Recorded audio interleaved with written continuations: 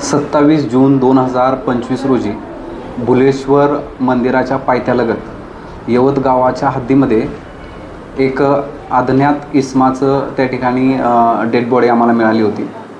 ती dead body गंभीररित्या त्या ठिकाणी त्याच्यावरती जखमा होत्या आणि त्याचबरोबर ती जळालेली होती. तर त्या डेड बॉडीच्या अनुषंगानं आम्ही तपास सुरू केला. त्या तपासामध्ये गेल्या 8-15 दिवसामध्ये आम्ही वेगवेगळ्या लेवलवरती तांत्रिक विश्लेषण असेल, CCTVs असतील, डंप डेटा असेल, अशा वेगवेगळ्या माध्यमातून त्या ठिकाणी तपास केला असता सदर अज्ञात इसम ज्याचं नाव आहे लखन किसनराव सलगर, वय 24 वर्ष, हा धाराशिवचा इसम आहे. त्या इसमास 5 आरोपी जे आम्ही आता ताब्यात घेतलेले आहेत त्यांचं नाव आहे योगेश पडळकर, राजश्री पडळकर, विकास कोरडे, शुभम वाघमोडे आणि काकासाहेब मोठे. अशा 5 इसमांनी त्याला त्या ठिकाणी फूस लावून त्या ठिकाणी आणून त्या ठिकाणी धारदार तीक्ष्ण हत्याराने त्याच्यावरती वार करून मारलेला आहे आणि पुरावा नष्ट करण्याच्या अनुषंगानं त्याला एक ज्वलनशील पदार्थ त्याच्या अंगावरती टाकून त्याला जाळण्याचा त्या ठिकाणी त्यांनी तो प्रयत्न केलेला आहे. तर हा गुन्हा उघडकीस आलेला आहे आणि 5ही आरोपी सध्या पोलिसांच्या ताब्यात आहे. सदर घटनेच्या डिटेक्शनच्या अनुषंगानं जे आमचं डिटेक्शनचं पथक आहे त्यामध्ये LCBची टीम असेल, तसेच पोलीस स्टेशन यवतची डिटेक्शनची टीम ज्यामध्ये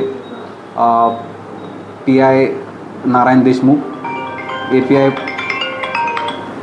API महेश माने आणि त्याचबरोबर आमचे DB पथकातले अंमलदार यांनी गेल्या 8-10 दिवसामध्ये ती मिसिंग शोधण्याच्या अनुषंगानं आणि असा व्यक्ती जो अज्ञात आहे तो शोधण्याच्या अनुषंगानं आणि तो खून का झालेला आहे यामध्ये तपास करण्याच्या अनुषंगानं खूप चांगली मेहनत घेतली.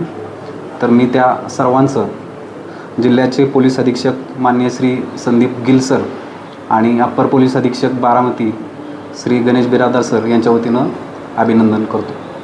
धन्यवाद. त्याच्या अनुषंगानं तपास चालू आहे. थोडं प्राथमिक असं आहे की अनैतिक संबंधाच्या याच्यातून हा खून झालेला आहे.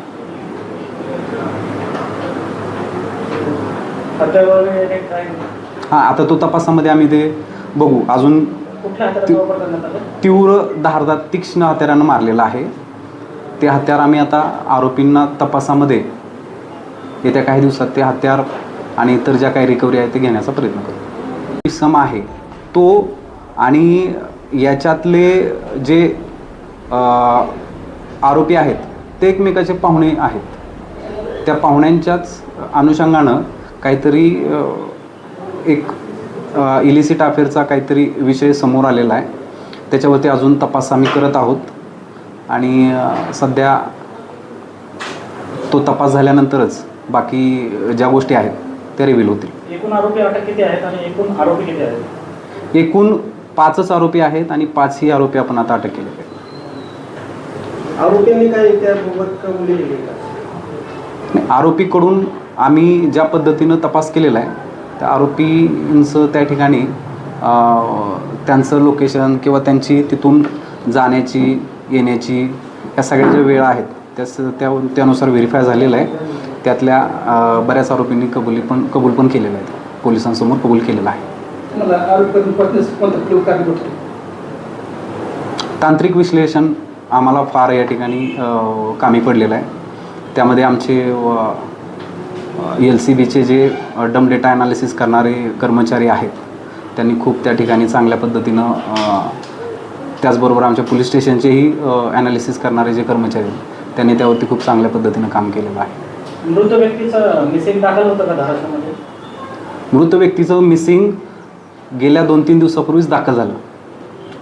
त्यानुसारच आपल्याला ते मिसिंगमध्ये आपल्याला सदर व्यक्ती जे आहे ते आपल्याला ती कळून आली.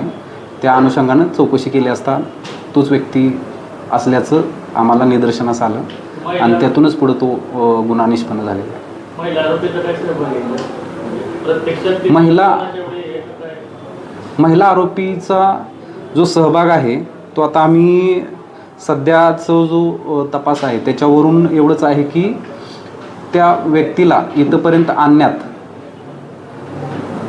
आणण्यात त्या महिलेचा रोल आहे असं सध्या निष्पन्न झालेलं आहे. इतर जे रोल आहेत ते आम्ही आता तपासामध्ये शोधू.